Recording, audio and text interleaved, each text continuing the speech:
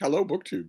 Well, it's a Steve stream after quite a few days, and it reminds me of something that friends of mine who do YouTube for a living have said to me for years. I've mentioned this many times. I have four friends who do YouTube for a living, and two of those four do it for a very, very good living. And they have all said to me for years, if you need a pick me up, do a live stream.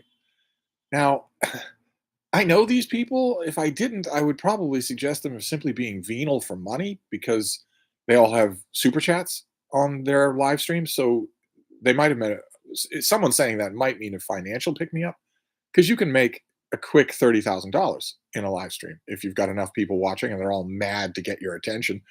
That's what super chat is. You pay in order for your comment to be highlighted so that the streamer or whoever it is will see it. Maybe sometimes they don't. They still take the money.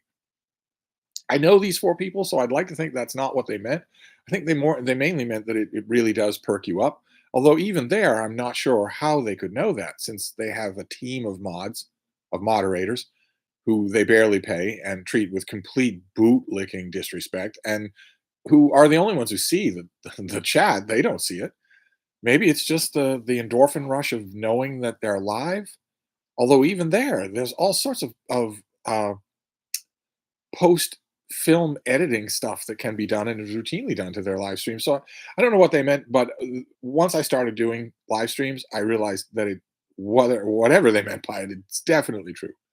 It really does pick you up, and I need to pick me up. I need to pick me up today. It doesn't have to be a long Steve stream, but I need to pick me up for today for a number of reasons. Oh my God, we could go right down the list. Of course, the number one reason is that I had a guest this whole week. Michael K. Vaughn was here, and I've mentioned before, you all know I've mentioned before, I get very mopey when a guest leaves, which is silly. I'm not defending it in any way. I'm an adult. I know perfectly well that all guests they've returned tickets. I know that perfectly well. But nevertheless, when it's good, when I'm enjoying myself, then I don't want it to end. So that's the main reason why I need a reprieve, why I need to pick me up. But the world hasn't helped either. While I had a guest for the whole week, we were mainly just talking about old comics or about Conan. So I wasn't really watching the news. When I'm by myself here with the bean, I pay attention to the when I'm by myself with the bean, I am what the kids refer to as extremely online. And as a result, I follow the news a lot more closely. The only news that Mike and I ever even were aware of really were two things: that massive unpredicted flooding in Brooklyn and the death of Senator Feinstein. And that's it. Those are the only two things that we really paid much attention to. And as a result, today, naturally, while I've been moping all around from room to room, I have checked in on the news, and the news is every bit the same reason for making me want a cheering pick me up because the news is absolutely horrifying on a number of different levels all across the political spectrum. So you have the Sedition Caucus in the United States House of Representatives openly saying that the reason they're shutting down the government this week is because they want to do something really destructive and bratty to hurt Joe Biden. Don't care about the tens of thousands of Americans who will be affected. They don't care about that at all. They're openly saying it and the reason they're openly saying it is because they know that they have trained their base to like evil. They'll murmur and they'll applaud and they'll send you the $5 a month they absolutely cannot spare if you're just morally neutral or you say reprehensible things now and then. But if you're outright evil, they'll love you. They have inverted the moral landscape of 150 million Americans, and they know that. So they can just admit it. They don't have to cloak it in anything. So there's that, and then on the alt left, what I call the alt left, the fascist alt left, the reality denying alt left. I'm sure some of you saw the story from the University of Alberta. They had an archaeological conference that was scheduled, and one of the little events, one of the little talks in that conference, what dealt with the latest tools that archaeologists use uh, for uh, determining the ramifications of sex in the archaeological remains that they find. And of course, having a panel discussion like that absolutely rests on the absolutely uncontestable fact that if an archaeologist finds your bones in the dirt from 50,000 years ago, they're going to know right away whether you were male or female.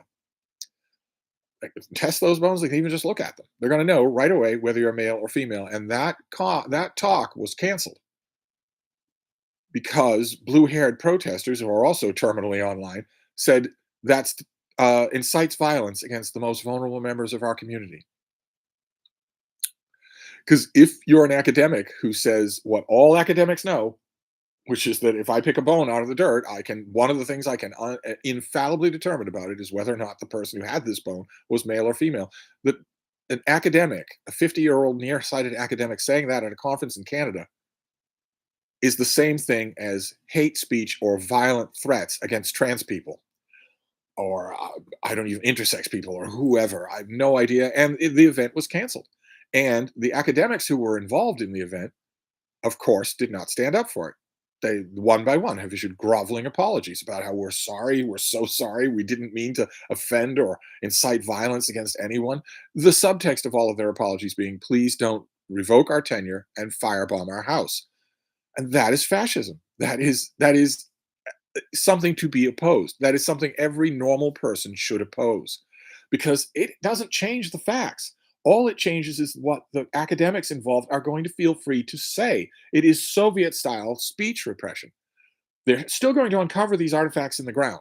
They're still going to know right away whether the person was male or female, but they can't say it now. They probably can't even say it to each other. Because how do you even know who's listening or whose side they might be on, or is the commissar paying attention or whatever? And they know that everything is on the line, not just the career they've sacrificed their whole life to build, but also their physical safety and the future employability in any way, except, again, ironically, on the alt right.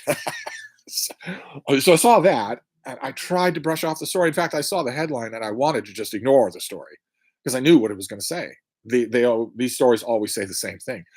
Uh, I didn't. I read it, and that also made me need to pick me up. And then, of course, there's the actual alt right, not ideological fascism, but actual boots on the door fascism, which is all being spouted in the week that Michael K. Vaughan was here by Donald Trump, by the current frontrunner for the Republican nomination for president of the United States, who has not stopped. First of all, he's not stopped threatening witnesses, judges, jury pools, prosecutors. Why his bail has not been revoked, I do not know. There has never been a clearer case in American jurisprudence history of someone who should be incarcerated pending trial, totally incommunicado. So no guests, no recording devices, no nothing. And yet, nothing, not a hint of that from any of four judges, not one of whom would put up with anything even remotely like this behavior from any other defendant. Not only that, but also all of the things that he's been saying. He has these prepared speeches. He doesn't write them himself. He doesn't know what's in them. And he riffs on them. I'm sure you've seen him talk a million times, whether you want to or not. He riffs on his own speeches. So he'll read a line. This fact is really bad. It really is bad. He'll just sort of riff on it. He'll make a comment on the speech that he's reading, not even the pretext that it's his own words or his own thoughts. He's riffing on someone else's thoughts of what a president should say. Now, the reason why he does that, he's done that the whole time, this whole 8-year nightmare. The reason why he does that, like the reason for this government shutdown, is the West Wing. Aaron Sorkin's TV show, The West Wing. All of the evil people, all the fascist sedition caucus in Congress now that are actually going to shut down the government with no plan to reopen it, all of them play the Jed Bartlett shuts down the government scene on repeat on the West Wing, where he says, then shut it down, and the lights go out, and it's very dramatic, and they love it, and they don't realize they're the bad guys. For some reason, even though Jed Bartlett is an extremely liberal New England Democrat, they think that is the coolest thing. I want to do that. Then shut it down. And the same thing is true with Trump, who has also watched The West Wing endlessly, obsessively, in private, to be as cool as Jed Bartlett. And in The West Wing, the normal motif throughout the show is that although Jed Bartlett has speechwriters, he is better than any of them when he's on his game. When he speaks extemporaneously, he is actually brilliant. That note is struck over and over again in the show. That note was kind of reflected in real life with President Obama. And Donald Trump thinks that applies to him. He routinely snickers at his press writer. As okay, you want to do that. The implication being, I don't need you to do that. I am a commanding public speaker. In fact, the greatest commanding public speaker in the history of the world. And every time this last week, I've been catching up on clips. I didn't watch them while Mike was here, but every time that he's gone off script this week, the results have been absolutely dodderingly deranged to the point where you have to be a Kool-Aid swallowing cult member not to see it. When he goes off script and just starts extemporizing, his voice changes, he slurs and mumbles, his points don't make any sense. They are animated by only a couple of things. One is an aggrieved, I told you so sense of, I've been telling you for years that I'm the smartest person in the world. Why don't you listen to me? And the other thing that animates them is the thing that's been another reason why I need to pick me up today is violence, just fascist style violence. He has spent all week in speeches telling people that the signature cornerstone of future power grab of his own in Washington will be that he will summarily execute people he doesn't like. You can close it up in the context of the comments that the summary execution will be of the former chairman of the Joint Chiefs of Staff, or the summary execution will be shoplifters, whether they're convicted or not. But if you look at all the mentions of that sort of thing in the last week, it's just that he's saying, if you give me power, I will kill the people I don't like. Happening in America in broad daylight with no response from law enforcement, none at all, whether judicial law enforcement or simple police. If the police heard a speaker on a box in Central Park saying these things, they would run him in. So there's all of those things making me need a pick me up. Also, since this is a Stevestream, the weather, which here in Boston has grown a little cool. It's been very gray and cloudy. The rain stopped, but it's been very gray and cloudy all day, but the humidity is still 97%. So although the air is cool on your skin, you are still suffocating. The heat transfer that you evolved to make your naked skin so useful doesn't work. It starts to fail when the humidity is above 70%. When it's above 80%, it stops working. And at 97%, being outside is torment. And being inside is torment. The doors all stick, pages curl. And Boston, the meteorologists always say the humidity levels will be comfortable if they're below 70. It's only over 70 that they're a little uncomfortable. Boston's humidity level has not dipped below 70 at all for 40 or 50 days. More than that, actually, because it's been the whole summer. And that is irrespective of storms coming through, tropical storms coming through, frontal changes, rain, sunlight, doesn't matter. No matter what the weather is. Same thing for this upcoming week. Next 10 days. The humidity is not going below 70 no matter what the weather is. We've had a bout of rain. We're going to have a long week of bright sunlight. It's not going to make a bit of difference, which is pestilential. There is no crisp in the air. So that's another reason why I need to pick me up. So there's a whole bunch of things that I've been trying. I've been reading.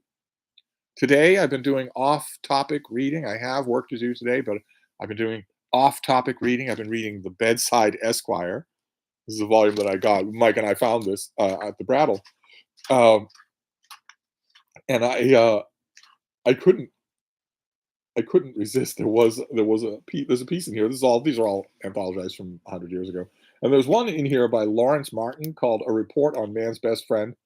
And at one point, there's a line here from a century ago. We cannot rely upon one another for companionship or fidelity.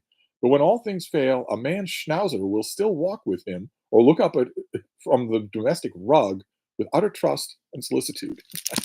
I couldn't help but laugh when I read that because, of course, my schnauzer doesn't. She looks at me with utter trust, but not with solicitude. And if I told her you have to sleep on the floor, oh my God, she'd burn the house down. So it was that, and I've been comforting myself on the Kindle with the Venerable Bede, reading all about. This time around, I've been concentrating on the character of Pope Gregory. What is it? Pope Gregory is a recurrent supporting character in this story. What's that character like? If you were to think of him as just a fictional creation, what would he be like? So there you go. There's my tale of woe. All of that plus Sumerian September ends today. September ends today, and Sumerian September, our event just celebrating Conan, that all ends today. Everything's just combining to make me all down in the dumps. Plus, it's Saturday, which means the normal mail delivery guys they all have the weekend off. It's substitutes who are in, and they don't deliver the mail until well after dark, sometimes well into the night, like 9 or 10 at night. Stupid, egregious stuff. The substitutes are younger and they think, well, no one's looking over my shoulder, so I'll just spend the day at home. I'm getting paid. I'll just spend the day at home and relax. And then when I'm done with my day, I'll go out and deliver mail. And then 2 hours in, they realize, oh, wow, this is a lot of walking around. It's a whole lot creepier going to somebody's house in the dark than it is during the day. And this is going to take a long time. And they don't learn. So they keep doing it. So there's been no mail either today. so let's tootle on over to the chat and see if you can perk me up. This will not be a long Steve stream. Just okay. Everybody's here and saying hi. That's wonderful. Michael Lombardo describes it as a Steve cheer up chat. Yes, I am using you, explicitly using you. All of those bigger YouTubers that I know routinely talk about that. Although they don't use their live streams, they wouldn't look at the comments in the live stream section for all the mud in Egypt. They wouldn't do it. They pay people to do that, and they pay people to field it all and respond and whatnot. I was watching some video today. I've also been trying to cope with by YouTube therapy. I watched some video today, just off the top of my head, a tech channel. This guy had like 3,000 subscribers, and he teased his topic with a couple of sentences, and they said, "Before we get into that, guys, go ahead and smash that like button, hit like and subscribe, maybe ring the bell for notifications. It's all free and it really helps me on this channel to make videos every week." And then he corrected himself and said, well, every other week. And in the video, which is only 5 minutes long, in the video, after he makes that call saying that he needs all of that stuff from everyone who's watching in order to make these videos happen, the video itself was derivative. He was not interested in the thing he was talking about, which doesn't, I'm not saying that he needs to be for a tech channel, but he needs to have something interesting to say. He needs to be mentally present, and he wasn't. He absolutely wasn't. So even though all of those things are free, you were still being overcharged. He made a point of saying that. And after the teaser in his video, and then at the end of his video, can you imagine if I did the same thing in every video? Can you imagine? Anyway, anyway, Trish Bow, well, hi Steve. Is Boston in the middle of summer like it is in Chicago? 85 degrees and sunny. No, Boston's not in the middle of summer, and isn't, I don't think, going to be again until next summer. This coming week, it's going to be unbroken sunlight. It doesn't feel real because the last 3 days have been unbroken cloud cover and rain. But next week is going to be all sunlight. And one of the days, I think Tuesday, is going to get close to 80 degrees Fahrenheit, but only for a daytime high. Other than that, no, we're not. The only thing we have about summer is unrelenting humidity, just unrelenting. So yes, it's chilly outside. It's the low 50s outside, but you can't wear a sweater or a jacket or a sweatshirt. You're going to be running rivulets of sweat, even if you don't wear those things, because your body can't get rid of its moisture. But anyway, Janet Campbell, hello, Steve and Frida. Yes, there's the baby. It's starting to dawn on her that Michael K. Vaughan is not coming back today. Both of us were popping in and out for the last 5 days, but it's starting to dawn on her that our human guest is gone. And so she needs a pick me up too. But unfortunately, she doesn't know what a live stream is. So I will be her pick me up. Tim Gaynor, hi, I ordered the Hellboy Omnibus, monster size on your recommendation. Well, keep in mind, okay, well, that's great. But I was recommending Hellboy. The whole of Mike Mignola's run on Hellboy is incredible. It's an incredible fictional creation. I was recommending the monster-sized Hellboy if you are a collector. I wasn't recommending it as an actual book to use. It weighs 10 pounds. It is too heavy to use. It is too heavy to read. Unless you have some sort of, academia style lectern that you just stand in front of and turn the pages very gently while it sits there. Other than that, you can't carry it around. You can't put it in a bag. You can't read it in bed. You can't read it on the toilet. You can't do anything with it. It's literally 5 times the weight of a big Conan anthology that completely defeated me during Sumerian September. But I recommend Hellboy, definitely. Severius84, oh dear. I'm lacking context. Golemu Adib, I've enjoyed the videos this week. I took the week off from work to dog sit my friend's 13-year-old Ridgeback Whippet mix. She's napping now. You took the week off from work to dog sit? I have the best people. I swear. I have the best people. Randy Ray says, hi. I hope I haven't missed too much excitement. You haven't. I've just been complaining. That's all. Elise says, oh, that's just bonkers. But again, I'm lacking context. That could be anything. It could be anything in this Steve stream. Michael Lombardo, your political wonk opinion, please. A biography recently out, a PR trip to the southern border. Is Elon Musk running for president? Why would Elon Musk run for president? It's a downgrade. It's a demotion. Why would he do that? Uh, Now, I don't think that he's running for president, but I don't know. A biography recently out, a PR trip to the southern border is Elon Musk running for president. So you mean his trip to the southern border? No, I think he wants the power of a president without any of the restrictions. Uh, this is uh, not to echo Steve Schmidt. It's always a bad idea to echo Steve Schmidt, but this is an unbelievably dangerous moment, and no one seems alarmed. And Musk is an exponent of that because he can scent in the wind that an era when there won't be restraints on presidential power is there, that an era is close, could happen. Street medic, it depends on what bones they find, but I get your point. Oh, the archaeological conference. Well, okay, but in this case, it doesn't depend on what bones they find because the blue-haired online activists who shut down that speech are saying it doesn't matter what bones you find. You can't ever say that. That's going to be gone from textbooks. That's going to be gone from teaching seminars for archaeologists and I assume practicing doctors. If you can be shut down simply by pointing out that it is possible to determine the sex of archaeological remains, if you can be shut down and threatened and passively threatened, then no one's going to do it anymore. Anyway, let's see here. Mad Woman in the Attic. Hi, Steve. Absolutely agree. This ideological fashion depresses me immensely. Isn't it depressing? It's depressing because I know this is really weird because I'm a weirdo, but I think you all know what I mean. It's depressing because we're normal. And once upon a time, there was no fascist left. There was only fascism. There was only the fascist right. So all good people, all normal people could say, well, I disagree with my neighbor's politics, but at least he's not a Nazi. And the neighbor would also say that about you, and the two of you could share a beer by agreeing that whatever else we think, the Nazis are bad. They are not very fine people. And that's gone out the window. So now normal people have now these two competing fascist ideologies, one with with ideological capture and the other with guns. Just sort of crowding crowding both ends of the discussion. Uh, let's see here. Or where were we? Andrew Russell is responding to Street Medic DNA that lasts for ages before it degrades if a body is buried.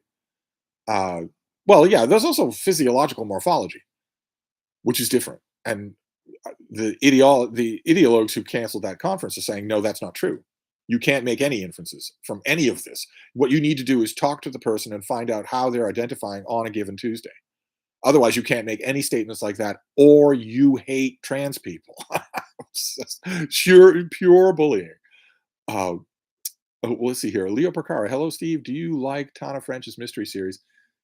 She's Irish, so she must be the least a great writer ever, like that Sally Rooney gal. She's no Sally Rooney in all the best possible ways. I feel like a heretic here because a lot of booktubers I really like, a lot of readers I really like her books. I I have not ever really liked them. And in her case, I really feel like it's one of those circumstances where there is a magic turnstile. I just haven't found it.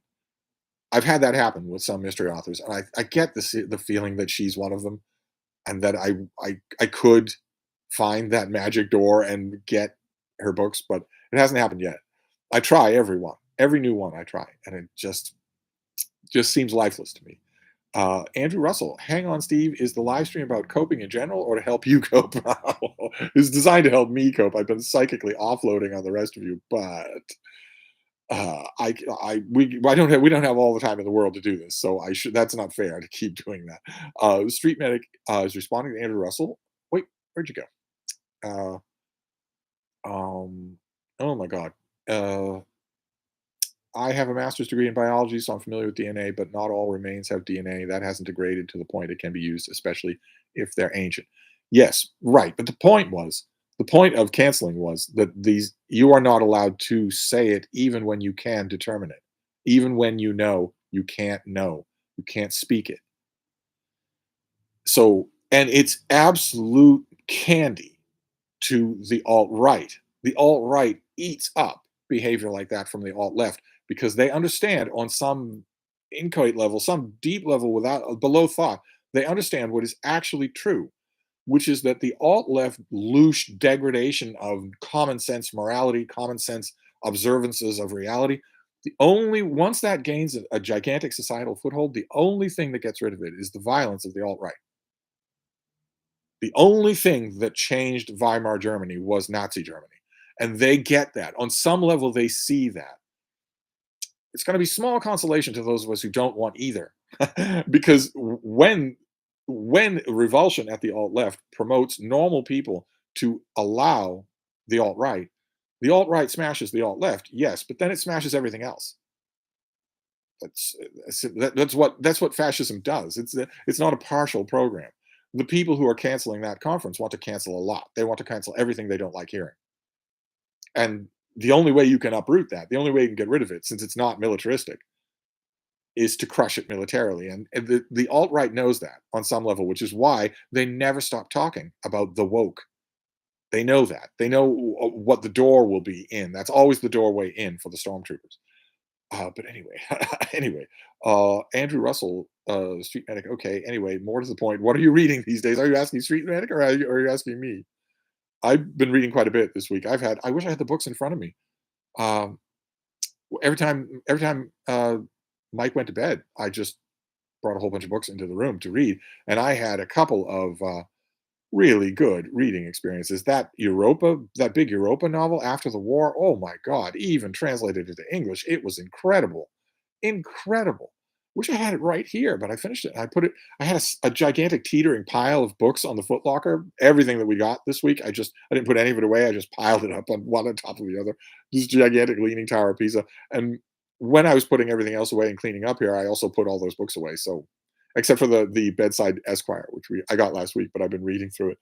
Uh, uh, and I need to do more reading tonight, very much so. I need to do some writing. I've been doing very little writing this week.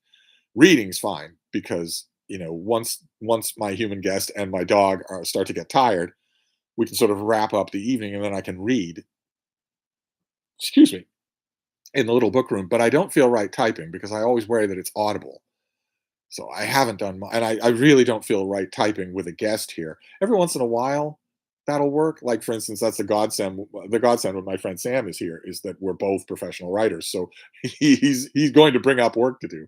So if he gets here at 10 in the morning and we're not going to start, moving around or seeing stuff or doing stuff or whatever until 9 at night, then it's not at all an imposition. It's not at all awkward for both of us to just sort of pull out a laptop and start working for a few hours, exchanging comments here and there, but getting a lot of work done. But Mike's not a writer, so that felt I only had to do it once, and it felt really weird. Uh, let's see here. Tolstoy 111. Hi, Steve. I've been perusing my old copy of Barzoom's From Dawn to Decadence and thinking how deeply unfashionable it would be today, possibly even unpublishable by a major firm. Do you like it? I kind of like it. It's always struck me as a little bit grad studenty, not in the level of analysis, but that they did the grunt work. I think I've always had suspicions that he only barely wrote a skim on that thing, and that most of it was just assembled by terrified TAs or assistants or whatnot. I might be wrong about that, but you're certainly right that it couldn't be done today. You're certainly right about that. Uh, Gavin McIntosh, not to worry. Victober begins tomorrow. Yes, Victober starts tomorrow. That has been a little light. Sumerian September is ending, but Victober starts. That's always going to be fun. Uh, Gola Muad'Dib, to finish off Sumerian September, I read issues 2 and 3 of Titan's Conan comic. I don't have issue 3. Mike and I went to Million Year Picnic, a great comic book shop. I need to put it on my regular routine somehow. I need to. But they only had issue, as far as I could see, they only had issue number 1 and 2. So I've only read those. Uh, uh, Elise, well, I'm almost at the end of Conan. Sounds like you're in a fug. Sorry. Did you read your Conan comics? I did. I read my Conan comics. Yeah. Uh, I need to read them again, but I read them and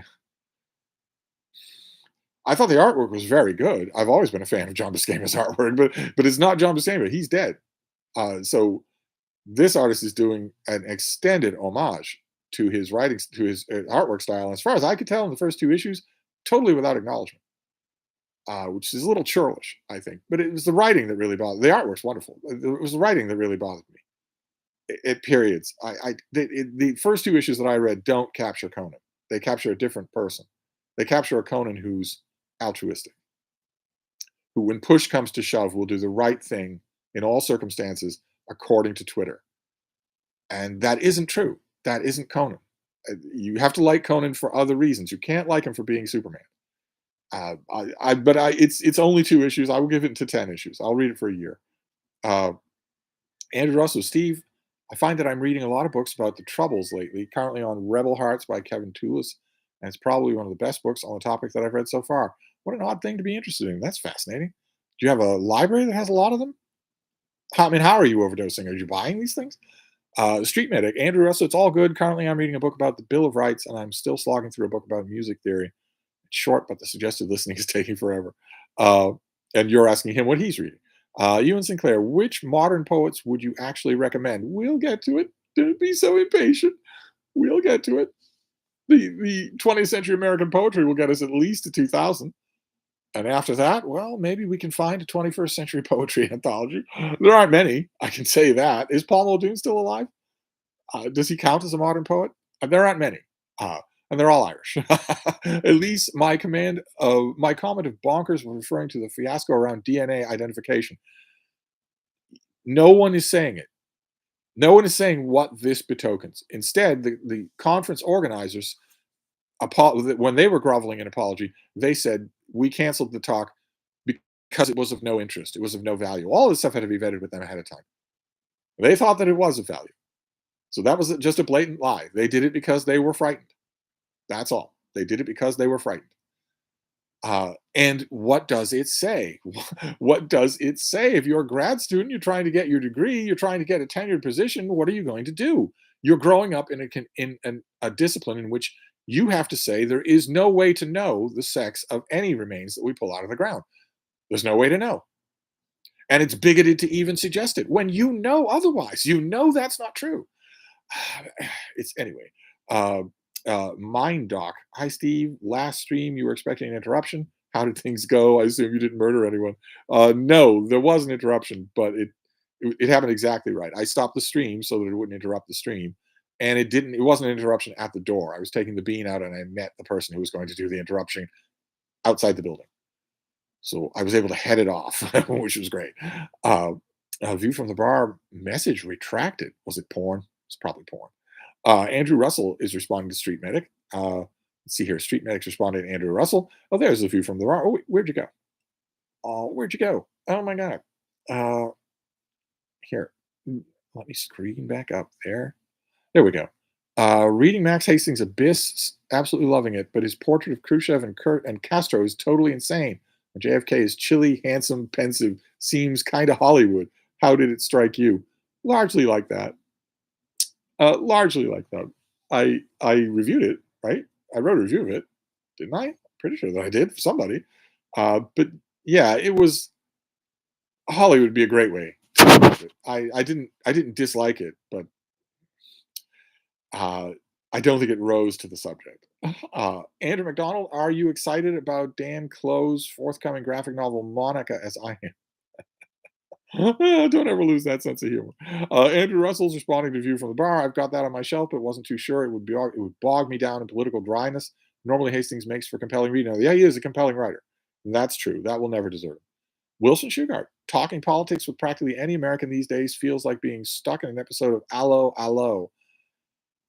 Yeah, I wouldn't use the weird reference, but yeah, it's absolutely everything is now politicized and all of it is tribal.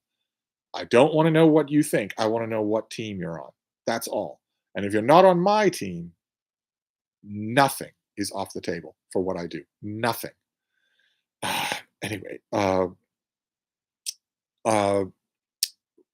Street Medic, Steve, I agree with your point because you're absolutely right about the alt right. They're fascists to the bone, pun intended. Both of them are. Both of them don't care about free speech, rights, freedom at all. Both ends, the alt right and the alt left, both want simply to make you afraid so you will do what they say.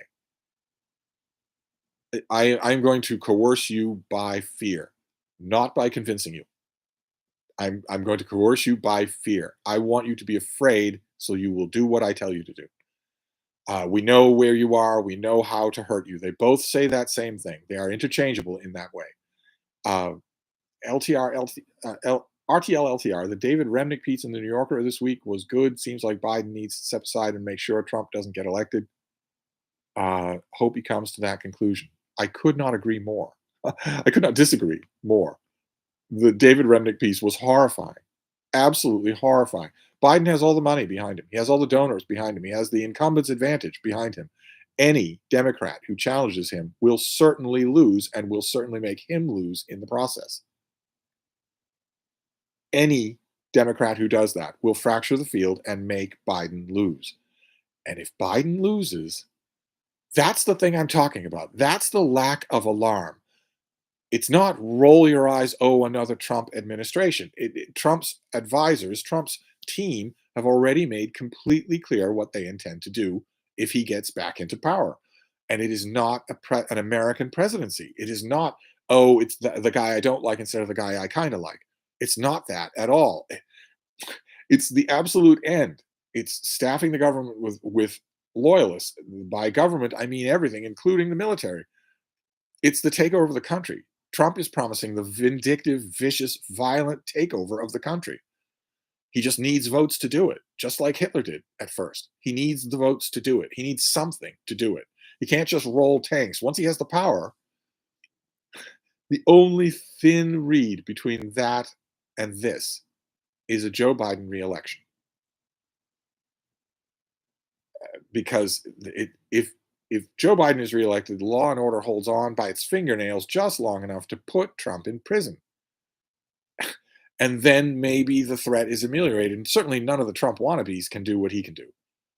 And he is a threat to be avoided at all costs. So Remnick, all the people who are saying, Biden's not doing any good for the country by sticking around. He's too old. Doesn't he realize that? Why not step aside? Why not let some young gun take over? The young gun would lose.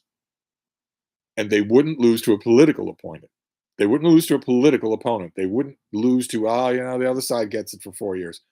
It would be the end of American democracy. That is the precipice here, and no one is alarmed enough about that, even though Trump's Nazi helpers are making it completely clear. Project 2025 makes it completely clear what they want to do. Anyway, B-roll books. Hello, Steve. I've continued reading Howard Waldrop since my last email. I can't get enough. Do any other authors scratch that Waldrop itch? I don't know what that Waldrop itch is. It might be that you need some sort of ointment from the pharmacy. You could try James Tiptree. Very much so. You could try James Tiptree. Joanna Russ. Try Joanna Russ. Very much so. Tolstoy 111. Regarding your comment that wretched prose is a deal breaker in any context, Dreiser's prose is notoriously ugly, but an American tragedy has a cumulative power. No. It does have a cumulative power. Definitely. So does a bad flu. My doorway out here is that Dreiser and even to a limited extent Frank Norris weren't writing boring prose for their time. Those things, the rationale there, the yardstick there can shift just a little. Dreiser's almost unreadable now, and I have a soft spot for, especially the financier. I have a soft spot, but cumulative power does exist. It is a real thing in reading, especially works of fiction, but it only gets to ask so much of you. It doesn't get to ask for a whole career, I would think. Gareth Reeves, hi Steve. The biggest barrier to reading lots of books is how heavy my eyes feel. Last weekend I read 5 and my eyes felt sluggish at work. Do you consciously take breaks, use eye drops, etc.? Well, as opposed to unconsciously taking breaks, I do take breaks, yeah, because the bean often wants attention or to go around or to walk around the block or scream at people or whatnot. I don't use eye drops of any kind. Could be, it sounds to me from what you say like it's that endemic 21st century problem, sleep deprivation.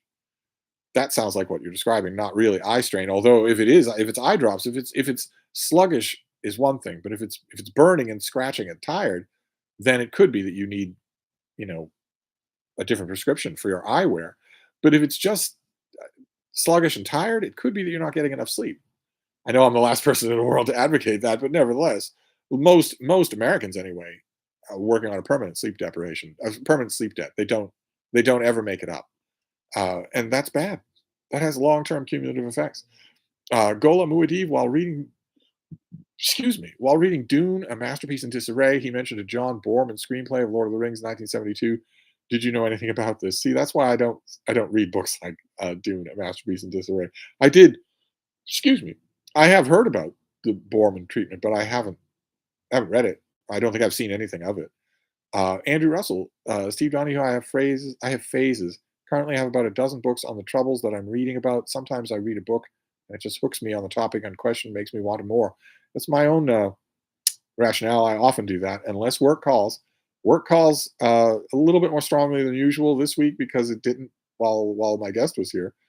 J. Scott Phillips, Blob Watch. I think we've got a nice little blob overhead today here in Anaheim. Does that help cheer you up? Let's take a look at Blob Watch. I'm pretty sure we're going to have absolutely clean sailing. That's what I'm going to say. For the Northeast, I bet it's going to be completely clean sailing. This miserable, gray, spitting, clouding weather, this is going to be gone overnight. Tomorrow's going to be a bright, sunny dawn, and the whole week is bright and sunny. That's my guess. Oh, look at that. All right. See that? That is what I'm dealing with now. And the very westernmost edge of that is clearing out of New England. That's probably a couple of hours old. So that is clearing out. That's definitely been true today. There's been not a hint of sunlight, not a hint of anything, but it's not much in the way of rain. That has also ended. And as you can see, there's nothing. All of this stuff here will probably fitter out. There's nothing for days along the eastern seacoast. Up here, up from here, there's nothing at all. So we're going to have nice, clean weather. But what about, oh my, that's an earthquake signal. That right there is an earthquake signal. Do you have an earthquake? Oh, you do have a storm system, though, up above there, doing what it can. That red, where is that? Uh, well north of San Francisco, Chico, California. That's not good. I'll have to read about what that is. That's I never like seeing that signal. But it looks like New England is going to be just smooth sailing for a week, which is great.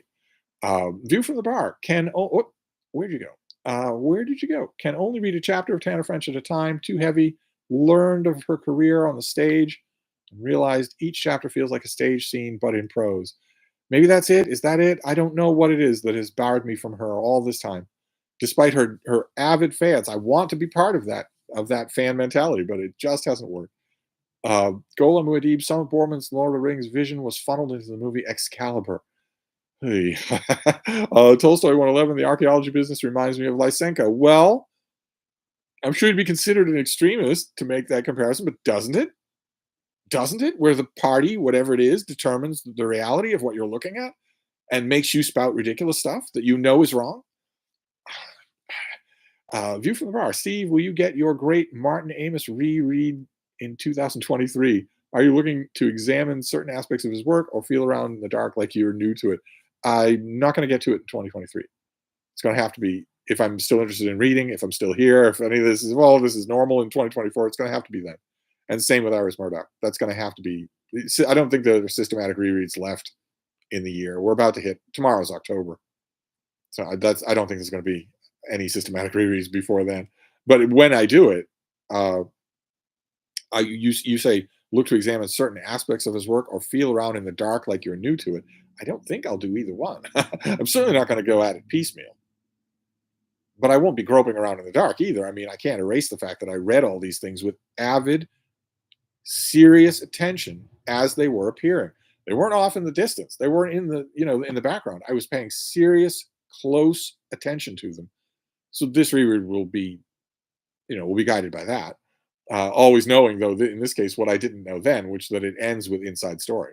So, Tolstoy 111, if you observe how the purple hairs discuss a given issue, someone inevitably says, so what's the takeaway? Speaks of how they feel everything can be reduced to hive mind consensus. Yeah, what's the approved takeaway? What am I supposed to do now? I'm not going to, it doesn't matter what I see in reality, it's what am I supposed to do?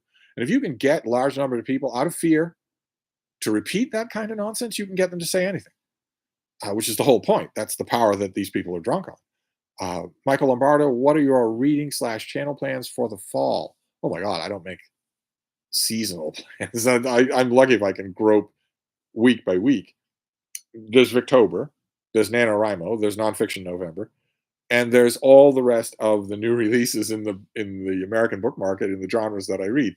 A huge amount of that, the scales are tipped there because there's going to be a huge amount of them in October and November. So that aspect of the reading is going to go up enormously. All sorts of stuff, all the major releases, a lot of them will come out in the next 2 months. That'll, I imagine, be most of my plans for the fall. That and also the indie stuff, the huge amount of indie stuff that I've been reading from all of those ebook aggregator sites that I mention all the time. I signed up for a bunch of them. Some are better than others, but there are a couple that just flood me with, here are today's free ebooks, and if it's free, I just send it to my Kindle, all of it. That's been hundreds of books in the last few weeks, and I've been reading a lot of them. I haven't just been storing them up. I've been reading them too, and that's been wonderful. That's giving a far greater feel for the thumbnail of the indie world and the breadth of talent that's there. Blue Star Galaxy. I don't think I know that name. It's nuts how our democracy pretty much depends on one man, Biden. I wish him good health. Yeah, yeah. He's a much better legislature than he is a campaigner. That's always been true. It's never been more important than now, unfortunately. But the thing to remember about his lackluster popularity numbers is that they're twice what Kamala Harris's numbers are. So there isn't anybody else. I agree. It's weird to think that this all comes down to one frail, kind of fading old man. But the alternative is not, oh, the other guy, oh, he's going to get in power for 4 years. No, that is not the alternative. This is the moment when that should be obvious. And yet, Trump can't make it any more obvious. He spent all week saying that he wants power so that he can kill people he doesn't like. I don't know how much more explicit he needs to make it. He's threatened uh, shoplifters, Jewish people, the chairman of the Joint Chiefs of Staff, the press, all in 1 week. Anyway, uh, wait. Oh, I lost the chat again. Here we go. Colo 1546. Hi, Steve. I found a bunch of Alfred Duggan books at an Oxfam shop the other day and remembered you were recommending him, so I grabbed them all and we'll give them a try. Oh my God. What did you find? You got a lot of them? Surely you could stack them up and take a picture and send it to Steve. Surely you could. Uh, Diamond Dave 14. Hi, Steve. Have been binging on your Epic Comic Book Wednesday videos and Michael's has really awakened my long dormant love of the medium. I was wondering though if you read much manga as well. No, I don't. No, I don't. That came up a little because the comic shop that we went to had plenty of manga. But no, I'm a purely superhero kind of person. I don't read any of westerns or spy or anything like that. I mainly read superheroes and the real superheroes, not Marvel superheroes. I have only read and loved two manga, Crying Freeman and Death Note. I loved both of those, but the rest of it, no. Although it's nice to hear that someone was watching Epic Comic Book Wednesday. Mike and I joke all the time about how nobody ever watches those videos. Even the comic book YouTube channels out there studiously ignore Epic Comic Book Wednesday. Uh, Andrew McDonald, currently enjoying Jonathan Egg's Ali biography. Thanks for the tip. Oh, that's good. I wonder if I'm going to be on the blurbed on the trade paperback. I don't think I am, but I wonder. Andrew Russell's responding to Andrew McDonald. Let's see here. Ewan Sinclair is saying, do you enjoy Tom Holland's PAX?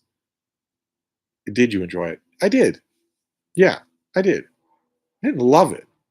I enjoyed it. It's perfectly good. I'm not its target audience, definitely not. But I mean, you have leeway, even if you're writing for a general, non-specialist popular audience. You can still make your book snap, or maybe you can't.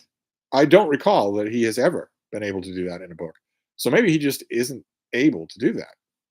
That's No, that's not really a criticism. Not really. You can't always ask that of a writer. They still might write good books. He writes good books. That extra snap of just a thrilling reading experience, he doesn't manage that, and maybe that's too much to ask of him. Not everybody can be Stacy Schiff. Tolstoy 111. Do you like Pale Fire? No. Larry McCaffrey called it the best novel of the 20th century and the book whose existence could have been the most difficult to anticipate in the year 1900. I agree that in the year 1900, it would have been hard for them to anticipate that fiction could be so bad. But the best novel of the 20th century is just That is just the bourbon talking. That's all. Anti-Gaia, Steve, what are some great 21st century nautical fiction books you would recommend, sort of in the vein of Moby Dick? 21st century. Oh my. 21st century. None that I can think of. Not off the top of my head. 20th century, plenty, but oh, that I would have to I'd have to think on that. I'm sure that I've read some. They can't all be bad. Uh, Mad Woman in the Attic, currently reading In Gratitude by Jenny Diskey. Just started Tova Divlitson's Childhood, the Copenhagen trilogy. I got the Copenhagen trilogy, baffled me. But the Jenny Diskey book, you must be loving it. It's really, really good. I only had one complaint with it, and I bet you can tell me what it is. uh, Street Medics free books sound awesome. Closest I get is snagging whatever's in the little free library down the street. Well, if you're interested in e-reading, little free library, sure. If you've sworn off e-readers, if you're interested in e-reading, uh, just go to Google and type in free ebook daily deals. You will get a list of sites. A lot of them that's false advertising. A lot of them they're recommending. They're sending you a link to an Amazon link to buy a $1.99 book, a $2.99 book. But some of them, I wish I could remember the name of the one that's the best. Some of them just do free ebooks. So one will round up the free Amazon ebooks for that day. Now, you don't know whether or not they're any good. Some of them, they're all indie, so they could be really bad. There's no infrastructure designed to proofread them or anything like that. The writers have to pay for all of that. A lot of them do a really. What are you doing, baby? What are you doing? Huh? You miss the human? Do you want to come down here? Huh? There you go. There's the baby girl. Um, but you're not paying anything for them either. Some of them the quality might be dodgy, although I haven't found it to be so. But you're not paying for anything for them either, and you can load yourself. I get 6 or 7 books a day this way from the all the various sites that I do. I'm not willing to pay for anything, even $1. But I can every time I look at the ones that don't really have free ebooks, they have like $1.99 or $2.99 ones. Every time I look at those and see the variety of titles involved, I'm always reminded of people who live in book deserts and don't have any good used bookstore, don't ever see these things, would definitely buy it for $1.99 if they saw it. I'm always reminded of those people because you could fill your Kindle with those books for very little money. You had a $30 budget for books for the month. You could get 15, 16, 17 books, not counting the free ones. Uh, let's see here. Street Medic. My wife and daughter are manga fanatics to the point they have a whole bookshelf devoted to it in my library. Yes, it tends to create fanatics. Michael Lombardo, have you considered publishing on Amazon? Whatever your nano project ends up being, apparently AI is proliferating in that market. Well, I don't know about NaNoWriMo, but I have considered strongly publishing on self-publishing a book, many books. Ideally, what I'd like is to get so accustomed to the procedure that I can do it on a regular basis. So there's 2 books a year from me, fiction, nonfiction, collections, new stuff, all of it $1, $2, something like that. And you all would know what's out there. I would bundle these things. I would start to have a lot of them. I very much want to do that. I just haven't got around in all this time. I haven't got around to sitting down with the people who have offered to help me. Janet Wortman has offered to help me. That would be invaluable. Her own self-published books look wonderful. I just haven't done it. That's all. I really need to. Uh, Geo Craftsman, speaking of Tom Holland, have you ever listened to the podcast he has called The Rest is History? I think it's pretty interesting and engaging. I have never. I don't really listen to podcasts. I've never listened to it. Flora should be reading. The heightened trans activism these days feels very strange, given that only a few years ago we were beginning to see more trans people in mainstream media, and the tone was so different. Yeah, they become a stalking horse for political activism when most trans people just want to live their lives. That's all. They just want to live their lives. They don't want to be a stalking horse for political activism on either end of the spectrum. Uh, Johnny, hi Steve. Do you think will George R. R. Martin ever be able to finish Winds of Winter? No. It seems like he is in a slump which he cannot get out of. No, he's not in a slump. He's written a whole book. Read tons of stuff. He's just not going to write that. He's done with that story. So it doesn't interest him at all. He doesn't think about it at all. He would be starting from scratch. He would be starting with Game of Thrones in order to do it, and he's not going to do that. So, do you ever experience something like this? Oh, well, he's not in a slump. But if you're talking about writing slumps, no, I don't ever experience a writing slump. The one group of writers who never feels a writing slump are the ones who can't afford to. If you write for a living, you can't have writing slumps. You writing slumps are an illusion anyway, right? You have a brain that causes you to send thoughts and directions to your motor neurons. You have motor neurons attached to your fingers, you have muscles attached to your arms, and you have a keyboard in front of you. So you could write. There is no bar to write. A writing slump is an illusion anyway. You're just not making yourself do it. But when you write for a living, you have to. So that goes out the window. uh, Street Medic, Six Frigates is good, but I'm not sure it's 21st century. Oh, I thought we meant fiction. Six Frigates is good, although I don't no, it is. It's barely 20th century. I'm pretty sure, but I thought we meant fiction, and I know of almost nothing that I would even recommend, much less put on a best of list. Gavin McIntosh, I look forward to each week to Epic Comic Book Wednesday and get rolling eyes from work colleagues when attempting to promote it. Why do they roll their eyes? It must be something to do with the way Mike and I do this, because there's a big uh, community of comic book YouTubers, and the simple algorithm must have brought my videos or Mike's videos to their attention. They don't know, they don't comment, they don't sound off, they don't mention on their own channels. So we must be doing something wrong, or maybe something right. Maybe we're doing something right. Tolstoy 111 regarding Pale Fire. I would think you would at least like the poem itself. It hits your heroic couplet sweet spot. By the way, I bet you loathe Ada or Otter. Typically speaking, if you have a gimmick as a title, I'm going to loathe your book because that's going to be the high point of your ingenuity. But yeah, I do hate it. I hate them both. Uh, Andrew Russell is responding to Anti Gaia.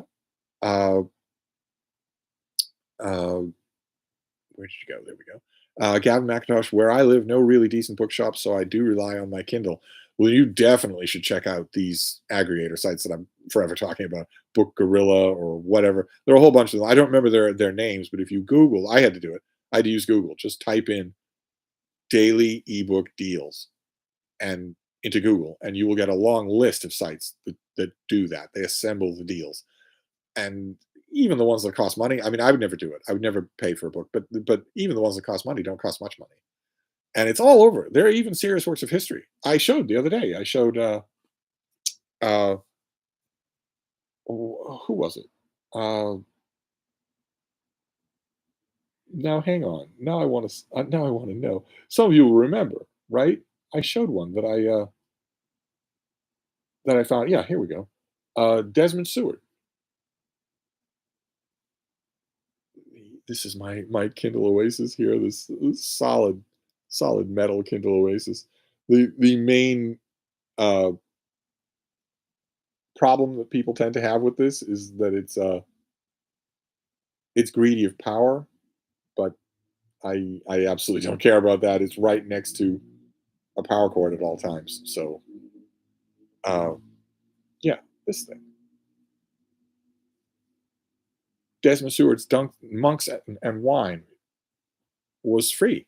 It was free on one of those aggregator sites, and it was terrific, absolutely terrific. So, but anyway, Anti Gaia. George Martin will finish Winds of Winter when he can convince his editor to put it out at 1,500 pages long. He doesn't talk to his editor about it. He doesn't talk to his friends or family about it. He never thinks about it. It is a dead subject. It is a dead work. He would have to start from scratch. He would have to have the energy and the young man get up and go that he had when he was writing a Game of Thrones. He would have to start from scratch. There is no momentum. The plot lines, the subplots, the characters, the dreamed of conclusions, they are not there in his mind. So he's not convincing an editor of anything. He's not talking to editors about it. It's just gone. Just not there at all. Uh, Jill Burklebaugh. Hi, Steve and Frida. I've started Victober a little early with the Odd Women and enjoying it so far. Loved your visit with Michael. Hope you get your way someday and visit the Brattle with you. Oh, I'm up for a Brattle visit with anybody. I want more visitors this year, definitely. I don't mean to be all guilt-inducing Irish mother, but I would like a few people to come here while the year is. We don't have much time. We're not going to have any visitors in December. There's much time. I'd like David Murphy to come back. I'd like Micah to come back. I'd like Olive to come back. The whole people to come back. They all have jobs. Uh, Anti-Guy is responding to Andrew Russell. Mindduck, Steve, are you going to write something for Criminali's Garbology anthology? I would love to. I don't think it would work. I think half the people who are involved with it wouldn't want to be involved with it if they knew that I was writing something for it, and wouldn't promote it and wouldn't talk about it and would burn their copies or whatnot. I would love to, but I don't think it would work. This is another example. I could be wrong, but to me, this strikes me as another example of the long shadow cast on my channel on BookTube, where, especially in the UK, people think this guy is evil. I don't know anything about him. I've just been, the impression I've got is that he's evil. So I'm not going to like anything that he does. If I happen to be involved in a group event and he's also involved with it, I'm going to mention all the other participants and never mention him. And everyone's going to notice that I'm leaving one person out, and I don't care. I'll be what I consider to be adult about it. That's actually still just puerile schoolyard nonsense. But the people, when they do that, think I'll be nice and adult about this. I just will quietly not mention him. I think that Garbology would be the same way. I think there are probably 4 or 5 people connected with it who wouldn't be in any way connected with it if they thought I were. I could be wrong about that, though. I would love to write a garbage story for it. Ryan, where'd you go? Ryan, where did you go? Hi from Lisbon. Oh my, lovely Lisbon. Finishing up War and Peace this weekend. Have loved it. Tolstoy could carry a meaningful story, 3,000 pages. The Constant Gardener is next. Didn't you just get a copy? Yes, I just got a UK trade paperback that I love. I love reading UK trade paperbacks. But I mean, I got a UK trade paperback. Fine, okay, great. But one of the nights that Mike was here, when I was gathering books to read in the little book room, I found, I have Constant Gardener on the Kindle, and I found it, and I read a chunk of it far more comfortably than I could do with that UK trade paperback that I found far more comfortably. Uh, but anyway, let's see here. Amorphous. I recently finished Blood Meridian. What were your thoughts on it? It stinks. Andrew Russell's responding to Amorphous incoming Steve rant. No need to rant. No need to rant. It stinks. It's awful. And I know for a fact, I can guess that you don't think it stinks. You thought it was brilliant. And I maintain, as I always do, that when you do that, you are not operating in a vacuum.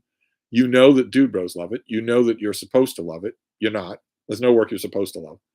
And therefore, when you read it, you consistently move the goalposts of what counts as what you like and don't like. I've never known anyone who read that book and came out raving who didn't do so by moving the goalposts. And then they just discreetly move them back when they're assessing some work that isn't by Cormac McCarthy. Andrew Russell, your comics content was my entry point to your channel when you mentioned Bill Shelley's Otto Binder biography. Oh, that was a long time ago. Good Lord. Wish I still had that book. Wilson Shugard, Plum Belly by Gary Maynard for nautical fiction. Oh, I guess that's 21st century, and that was great. Boy, though, there's not much. Maybe there is. Maybe there's a lot of it that I'm just missing. Tolstoy 111, hey, do you like Little Big by John Crowley? Harold Bloom crowed about it. Crowley's great. Little Big is fantastic. Yeah. Although I had a flashback when you started your comment with hey, because the one negative in Michael K. Vaughan's visit was it wasn't him. It was just the Fates. And it was the Beatles. It was Hey Jude. I don't think Mike noticed, but everywhere we went, every single place we went, not just a bookstore, anywhere, every time we were indoors in a place of business, Hey Jude was playing on the speaker. Every single time in every single place. Oh, so that it was maddening. Absolutely maddening. The worst of it was that it was playing at Million Year Picnic, the comic shop. And I was thinking, all right, well, there's a wealth of comics here, and Mike's having a great time. I can put up with this, even though it was like the 5th time that it was playing somewhere when we went somewhere. I thought, I can put up with this, and once I get out of the shop, I'll be fine. I got out of the shop, we got out onto the street, and a car passed by, and you could hear it clear as day on the car. But anyway, Diamond Dave Wanfor, in your defense, those channels do comics and nothing but comics, which rapidly becomes boring. Moreover, most of them are merely showing off their fancy editions and have nothing to say, unlike you. Yes, but I could do comics and nothing but comics, and I would not be boring. It's not concentrating on the subject that makes them boring. It's that they're kind of boring to start with, I think. They don't have much to say. They don't have much to say. They don't have much. And plus, I'm in no position to. I mean, I myself, if I wanted to imitate their loathsome behavior, I'm in no position to show off. What did you say? They're fancy editions and nothing like that. I have tons and tons of comics and graphic novels here, but they are mixed and dumped and in total disarray. So if you pull out a long box of comics here, you don't know what you're going to find. Something from 2013, something from 1953, all mixed together. No plastic bags, no protection at all. I I couldn't do it. I'm glad I wouldn't want to. Uh, Michael Lombardo, did you drag out the long boxes of comics while Michael was visiting? Do you have a winner yet in best e-reader category? I did. We at the very end of the visit. It didn't really occur to me until the end. At the very end of the visit, we pulled out one long box and went through it. And I don't know how to gauge Mike's reaction. At times he seemed thrilled, and other times he seemed a little stunned. I think he was on some level probably a little dismayed at how there's all sorts of new stuff, but also all sorts of old stuff and rare stuff in that box, and none of it sorted or protected at all. None of it cared for. It's just it's the my long boxes are comic book collections that a comic book an avid comic book reader has been reading for his whole life. I just need a place to store them. They're not archived in any way. But we only did that with one box, not with any of the others. And there were a whole bunch of things in there that uh, that were old and interesting, and I that I didn't remember, that I didn't know that I had. Ugh. But in terms of a winner yet in the e-reader category, I got this. I don't actually have the unit itself. The unit itself is on the nightstand, but I got the Onyx Books Note Mini C. Somebody very kindly, Jared Henderson, sent me this very kindly. This is just a box, but the unit is a color e-ink reader with a pen, with a stylus. So you can draw on it, you can read comics on it without sacrificing the color, and it also reads books. It's also an e-reader, and I am barely dipping my toe in that. I give myself about half an hour a night with it to just sort of fiddle around with it and find out what it does and what it doesn't do. But that's not daily use. The daily use, it's the Kindle Oasis. This old Kindle Oasis, obviously the old Kindle Oasis, but also the only Kindle Oasis because Kindle had an opportunity at their big event to announce an upgrade in the Kindle Oasis, and they didn't do it. But the e-readers, they aren't going to break. They aren't. They aren't. I mean, this is going to be good for using what I want it for forever and ever. It's so basic that it really can't. This wasn't true of the original e-ink readers, but this is so basic that it really can't malfunction. I mean, it has thousands of books on it already.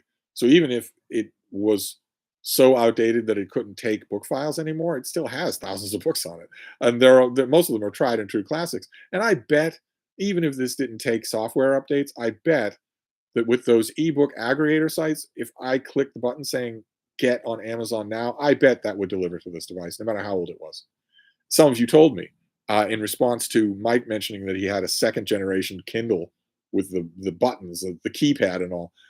Some of you mentioned that you have a device that old and it still gets downloads from Amazon. It doesn't do anything else, but it still is able to do that. I bet this is good forever, for the rest of the time that I would need an e-reader. And like I said, the only drawback that some people find with this, a lot of you have probably seen Micah Cummins' great video on the Kindle Oasis. Uh, the only drawback that people tend to find on it is that it is a little greedy of power. This is a big battery, but I have I have a charging cord here on the fainting couch. I have a charging cord in in a bank by the nightstand in the little book room. Those are the two places that I have this. I would never bring this out and about. I would never travel. I don't go traveling anyway, but I would never travel with it anyway.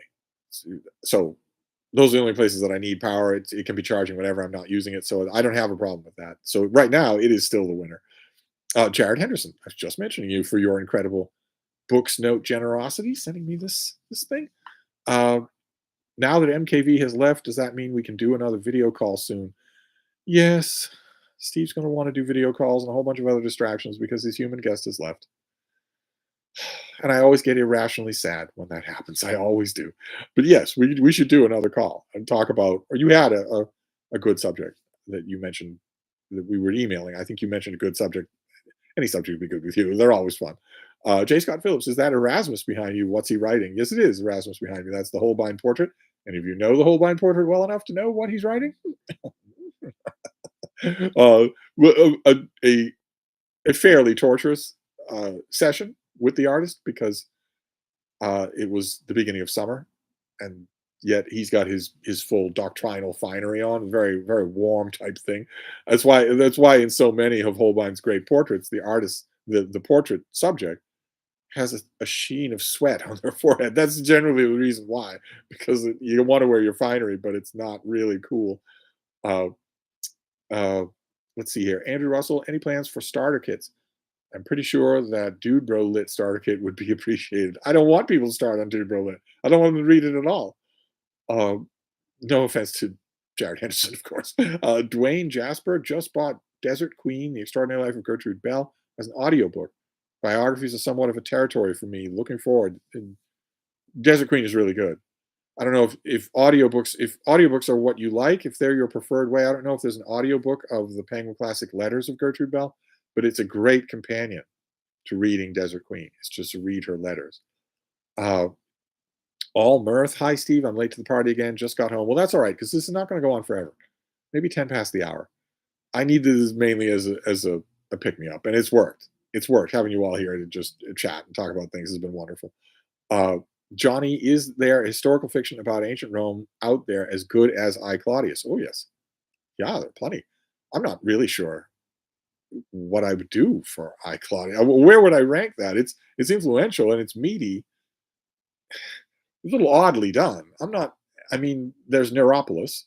You'd have to get that if you only read English. You'd have to get that in translation. That was really good. There's Three's Company by the aforementioned Alfred Durgan. That's a terrific book. Absolutely terrific. John Hersey wrote a great book called The Conspiracy. It doesn't matter that it's old; it's still really, really good.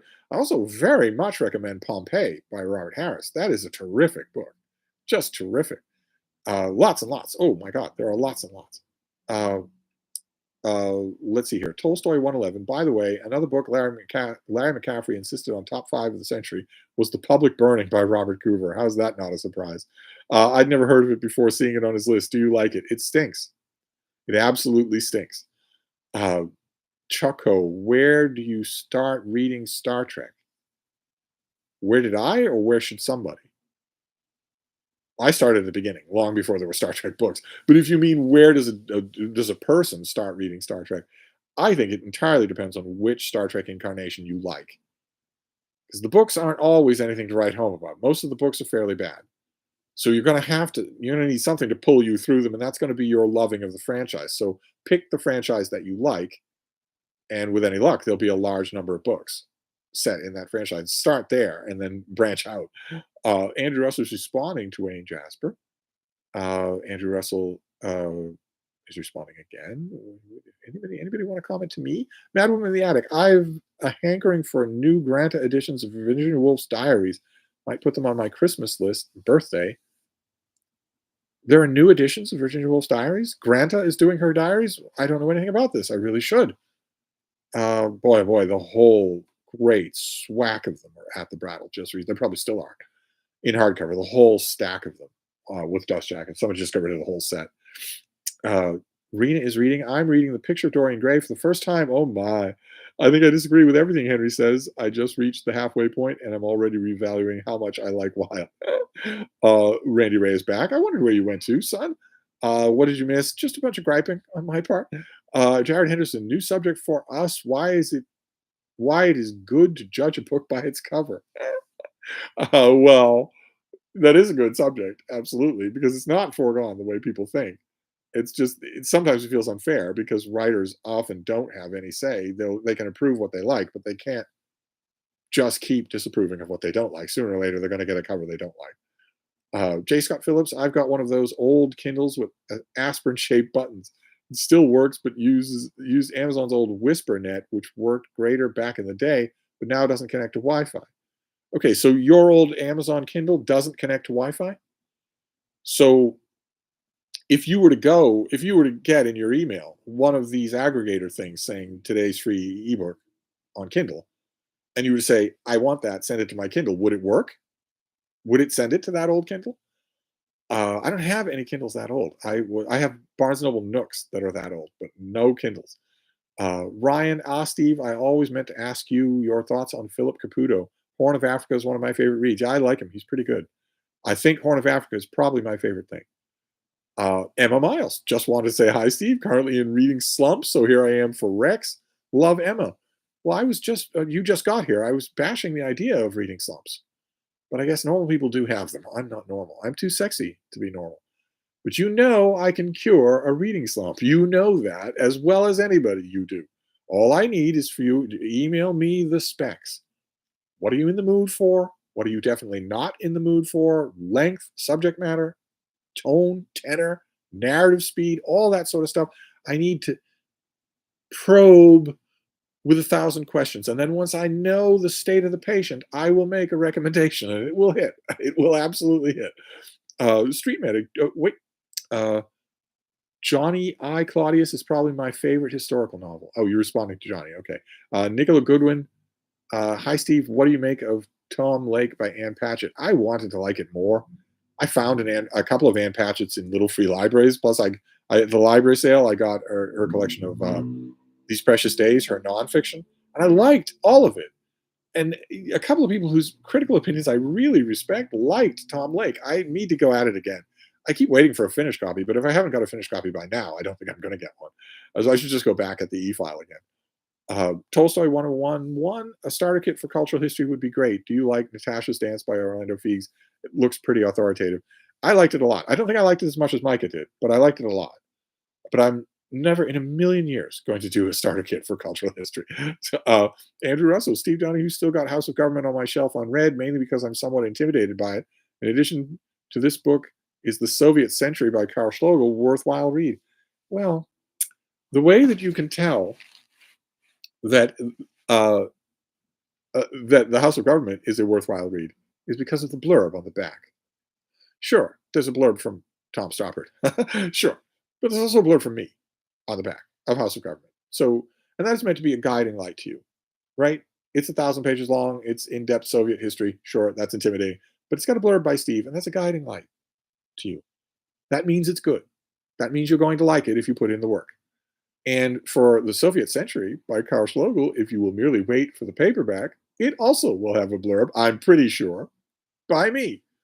And not only a blurb on what is turning out to be, I mean, the season is still young. We have October and November to go. Those are big months for nonfiction. But so far, The Soviet Century is hands down my favorite nonfiction of the year. And it's not only that, that's not only the good news, the real good news of the blurb, if it happens, is that if it happens, if my information is correct, it will be my very first Big Canoe News blurb. And that would be incredible. That would make me, that would feel, that would be far more of a vindication of the effort that my team and I put into Big Canoe News every month than winning a regional award. We won a regional award for the Georgia Press Association. But far more of a validation, far more vindication would be blurbs that say Big Canoe News. And I think Soviet Century is going to be the first one in paperback. It is very much a worthwhile read. Randy Ray, I just finished a reread of World According to Garp, and the cover of Garp's third novel is a plot point. Street Medic, speaking of bones, someone reported a jumper on one of the river bridges, but no trace was found. Maybe some future archaeologists will find their bones and find out what gender they are. No trace. What river is this? What bridge is this? Bull sharks? Did they die a horrible death? Or are they lodged under a rock somewhere? Uh, Gavin McIntosh, what new stuff are you most looking forward to? Where'd you go? In reading coming up in October. Well, a lot of it I've read already. There are a couple of items that let me call up the list here. There are a couple of items that I haven't got yet, and as is always the case, there will be a couple of items that I don't know about that just come to me. Uh, Here, let's see. Uh, Okay, Google Docs is saying an error has occurred in loading your documents. That has never happened before in the 200 years I've been using Google Docs. So, okay, I'm not even going to pay attention. I'll just read past it. So, there's a debut novel, Roland Stories. Jhumpa Lahiri's book is coming out in translation. There's a new Maisie Yates, which I haven't got yet, a romance novel. I got the big book of Cyberpunk, and I've been reading. I don't know it well enough yet. I've read through almost all of it, but I need to know it better. Uh, wow. Okay, this is not showing me Uh, let's see if this is just Google Docs just in general. This is the one problem with the Google ecosystem, is that if anything goes wrong, it goes really wrong, and you're locked out of all your work. Uh, it's not showing me the master list that I made for October books. So I want to see if that will continue to be true, because there are some items on here that I don't have yet, that I haven't got yet, or that I haven't got around to. Like, for instance, what bears know, a new natural history of bears in America. I don't think I even have a file of that. I don't think I've even read that at all. Uh, nope, works on the phone. Great. Uh, Mysteries. There's a new Ian Rankin. Uh, most of the science fiction that's coming out, the individual standalone science fiction novels, not the anthologies like Big Book of Cyberpunk. Most of the individual science fiction looks violently racist and sexist. So I don't know what kind of reading is going to be there. I think 2023 may very well be the first year in 30 years where my year-end list of the best and worst books of the year has no science fiction category, where I just leave it out.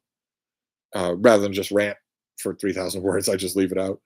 Uh, okay, Alfie and Me, I already read. That's wonderful. There's a book by Sarah Brown called The Hidden Language of Cats. Haven't got that yet, probably for obvious reasons. Yeah, What Bears Know, I don't have yet. And also Darwin and the Art of Botany by James Costa. He's a great Darwin scholar. I haven't read that yet. Comfort of Owls, I read and liked. Screech Owl Companion, of course, I had that here. I read it and liked it. The Blue Machine, I read and liked, all nature titles. Bob Sapolsky's book Determined, I read and did not like it. And then history, there's The Emperor of Rome. We just got a finished copy of that on this channel. American Visions, don't have a finished copy of that yet. The Burning of the World by Scott Berg, I don't have yet.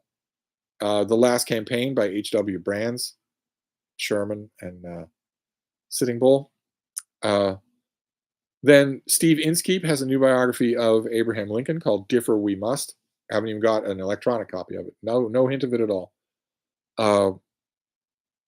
There's lots of horrible nonfiction. Ben Stein has a book on Richard Nixon, his friend, Richard Nixon, but a whole bunch of others. Oh my God, there's one, I'm going to have to read it. Candace Owens has a book called Blackout that I don't know how I'm going to get through it, but I'm going to have to read it. A bunch of fiction, including Nathan Hill's book, Wellness. I will get a finished copy of that any day now on this channel. And it's terrific. It's really well worth your time. Extremely Online. I'll get a finished copy of that. And I mentioned Lawrence Lemur's book, Hitchcock's Blondes, which was really entertaining. It would be more entertaining for you if you're a Hitchcock fan. Hitchcock fans should not miss that book. Oh, right, Franklin Foer's book, The Last Politician, about Joe Biden. I don't know if I'm going to get a finished copy of that. I should reread it, but Lawrence Wright has another book on Texas. Like a lot of people, like a lot of critics, I view him as sort of. He writes a terrific book. He writes another terrific book. He writes a book on Texas. It's not good at all. And then he writes another terrific book, then another terrific book. Then he writes another book on Texas, and it's not good at all. I don't know if this will be the same thing. I haven't got to it yet. Upside Down World, Benjamin Moser's book on the Dutch masters, was wonderful. I thought it was wonderful. And How Infrastructure Works, which I have an advanced copy. I don't have the finished copy yet. I'm kind of bothered that Google Docs is not working on the iPad. That's kind of bothering me. So I'm going to try the age-old tech response of turning the device off and then on again, because this is not working. All right, we'll just turn the iPad off and turn it back on again and see if that changes things, or if maybe Google Docs needs a reload. But anyway, Gavin McIntosh asked what I'm looking forward to. That'll always get a long response. Michael Lombardo, it'll be my mailbox. It'll be in my mailbox next week. What's Steve's review of Big Canoe News for October? What did I do for October? Oh my God, I ought to know this. Well, if Google Docs is acting up, then I won't know. What did I do for October? That's an excellent question. Because I have been, I've told you all that I've been doing this. I've been intentionally giving myself a long review in every one just to draw attention to Big Canoe, and it has worked. It has absolutely worked. But I don't know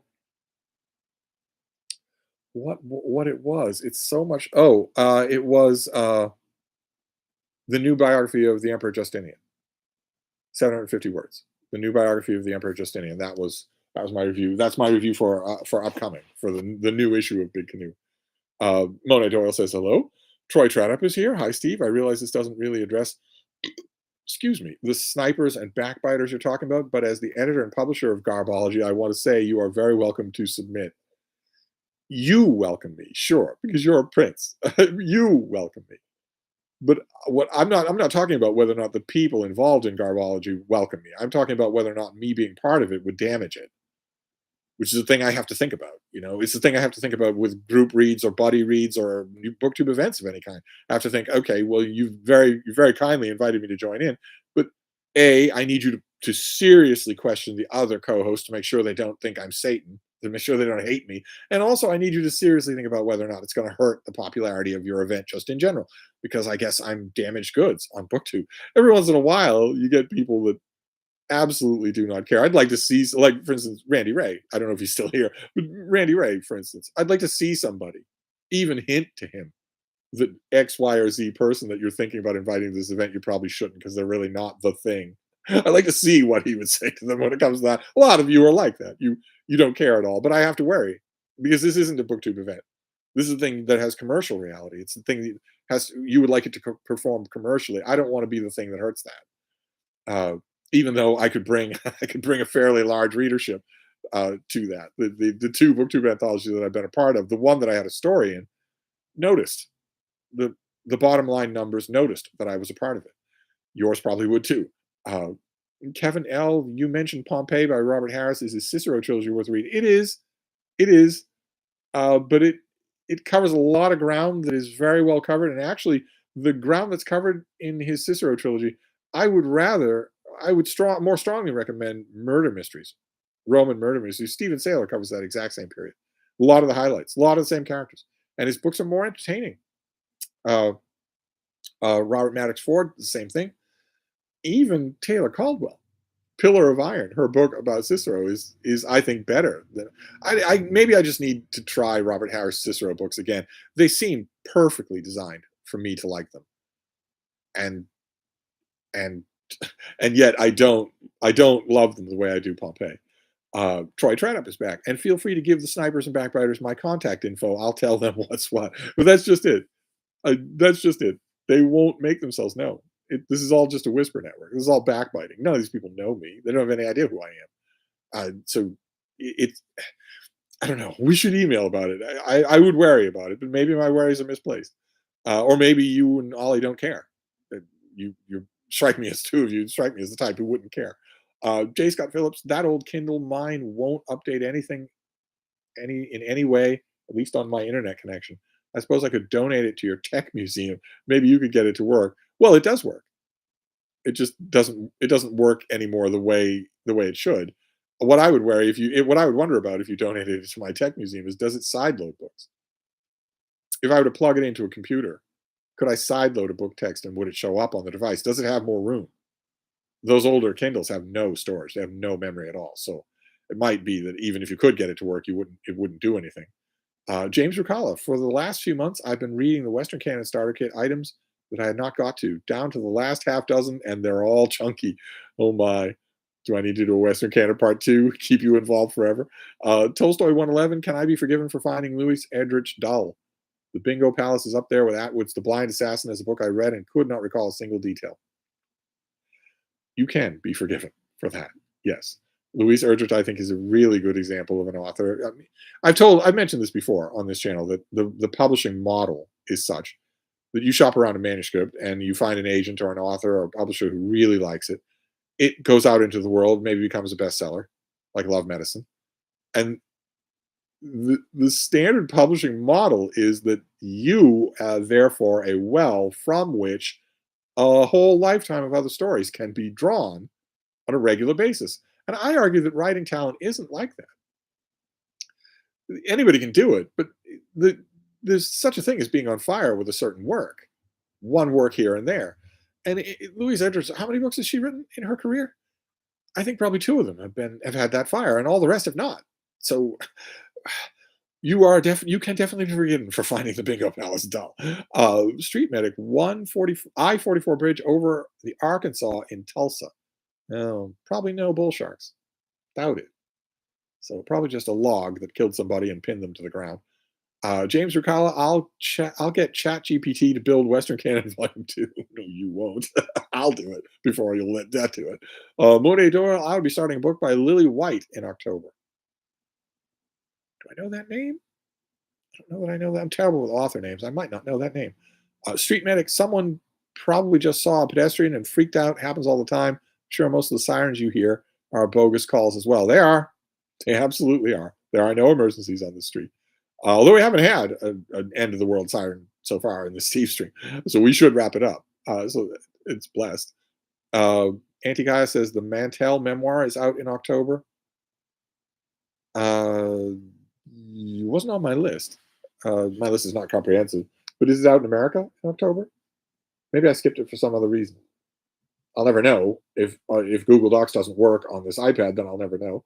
Omnipotent Poobah, Tolstoy is such a schoolboy error. No one reads Atwood for enjoyment. Street Medic, I read a lot of books I don't like by people I loathe just to avoid confirmation bias.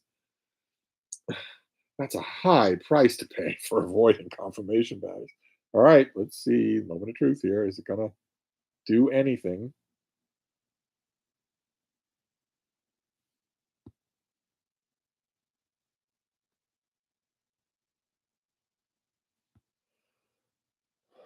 Everything else opens. I want to know if October books opens. Oh, it does. Okay, good. Just need to shut the device off, turn it on again.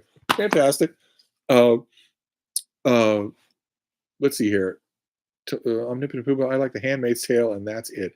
Daniel Tenney. There's a Tenney in the chat. Hmm. Good evening. I found you just this week from Michael's channel. I'm thinking of diving into some gothic slash horror classics for October, such as Dr. Jekyll and Dracula. Any other recommendations? Oh, I definitely recommend those too. Obviously, since I've read them a million times. Gothic and horror, you don't have all that much that's good to choose from. M.R. James, definitely.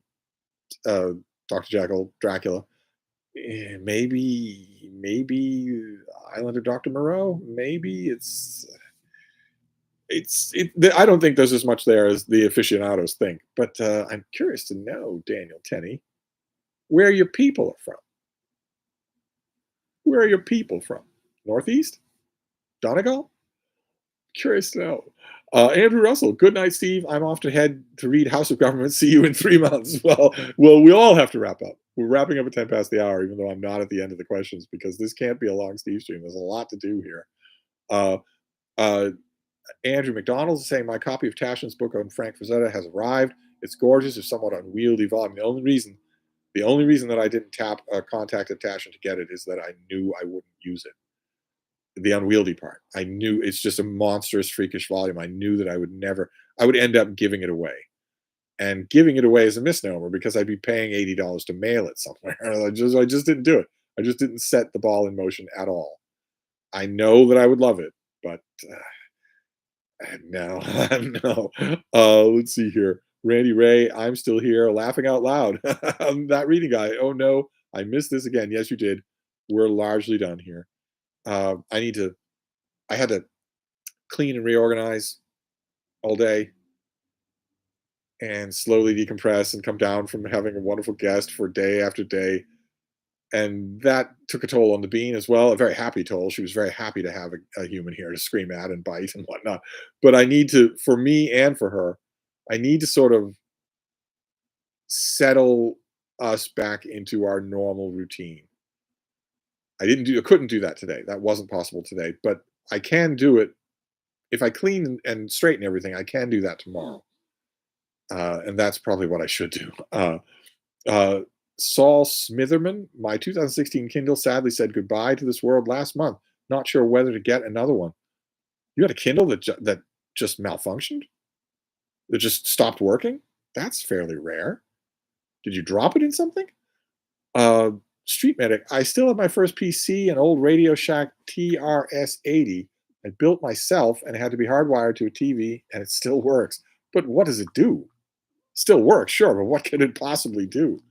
Uh, Kevin J.N., how's Bill Carville as a writer? James Carville as a writer. He mentioned to Bill Maher recently that he wrote a piece on Cicero's brother. He's not all that good. He's certainly not as good as he thinks he is. Uh, Excuse me. That reading guy, we certainly need the Western Canon Part 2 already. I don't want to be old and gray by the time you get to it. You'll be 28, of course. Rena is reading. We can work through sophomore year of Western Canon while you regenerate. And that reading guy, I assume this Steve stream is about your new resolution to start self-publishing your books. No, no, it's an old resolution to start publishing my books. No, it was just to cope. It worked perfectly well, as I would hope that it would. It was all just complete fun to pick up my spirits because I get down in the dumps when I have a guest and then they go. I get down in the dumps when that happens. Uh, and I can still feel that calling to me, but it's not nearly as strong because this was so much fun. Uh, Michael Lombardo, is there a Steve approved occult detective author for those who have never read the genre? Not particularly. No, not particularly. Maybe I need to work on that. Maybe I need to look into that. Street medic, what does it do? Something I do as little as possible. Okay. Uh, that reading guy, how's your current writing projects going? Uh, well, good and bad. That's not too political an answer. Good and bad. The writing projects themselves, my daily, the work that I do every day, they're going just fine. I front loaded them. I did a huge amount more of them than usual so that I wouldn't have to do them when my guest was here. And now they're picking up again. I gave myself only so much leeway, so I have a couple of those to do, a couple of things to do tonight. And there's also other writing projects, more voluntary ones, Open Letters Review, for instance, and a couple of other things that need to resume. They stopped because I can't sit hunched over a keyboard and write for hours a day if I've got a guest here. So those will resume. And then there's NaNoWriMo, which I really should be planning on, and I'm not. I need to give that a lot of thought tonight, this weekend, tomorrow, to get that back on track as well. Um, Ryan, Steve, did you enjoy The Yard by Alex Grecian? His post Jack the Ripper Brit murder mystery uh, was okay, but I thought the sequels didn't hold up. I think I only read The Yard. I don't think I've read anything else. Uh, and Street Medic says, got a call, see ya. But Street Medic speaks for us all. This has been wonderful, but I really do need to go. This has cheered me up immensely. This is just what I needed. But I really do need to go. Uh, it is 10 past the hour, and we're at the end of the comments, and I need work. I need to get work done. Madwin in the attic says you've cheered me up. Well, the feeling's mutual. This always works. This always cheers me up. Johnny says if you would write a historical novel about ancient Rome, which era would you choose? I have already done that. I have already written a historical novel about ancient Rome called Optimus, a novel about the Emperor Trajan. Uh, Probably I would pick that era. I know that runs me afoul of a lack of documentation of the kind that exists for the era of Cicero and Caesar. But I like the era of the Antonines, the Spanish emperors and the Antonines. I like that era. I think it's really, really interesting. That I would probably go back to that era. The only I've done a couple of novels set in Republican Rome, and I also did one set in the era of Justinian, which is the only historical novel of mine that I've not buried. I've not put it to bed. I keep going back to it and revising here and there and picking and pecking at it all. It's the only book of mine that's ever struck me that way. It's called Belisarius Out in the Dark Running. And it's Justinian's reign from Belisarius' point of view and his wife's point of view.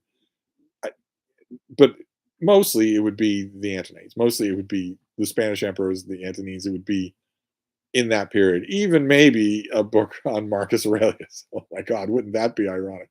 Uh, that reading guy says, publish your own book as well. That is the point, isn't it?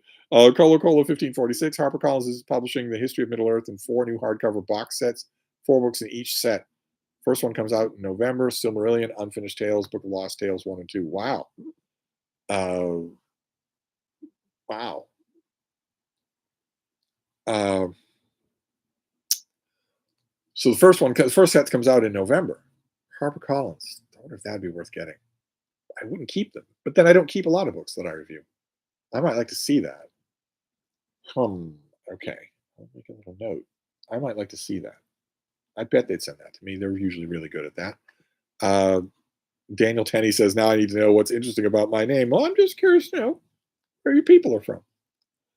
Are they from the Northeast of America? And before that, were they from the next parish over? Were they from Donegal? If you know, maybe you don't know. Maybe it's just a happenstance that you have the wonderful last name Tenney. That reading guy, he probably knew some Tennies in the olden days. Well, look at the time. It's time to wrap up this Steve stream. I would want to thank you all. This was wonderful. Can't help but notice also there were more people. I don't know if that's that you were deprived, or maybe it's the time or the day, but not that I care either way. It's mainly all the familiar faces. It's been wonderful. Thank you all very much. You really did your part to cheer me up. I'm going to see if a little block of writing won't do that as well. But this will still be a video that people can watch, a nice 2-hour video that people can watch. So I'll wrap this up for now. Thank you all very much. Might do a Steve stream tomorrow. We shall see. But anyway, in the meantime, remember to smash that like button, hit the bell for notifications, share the video far and wide.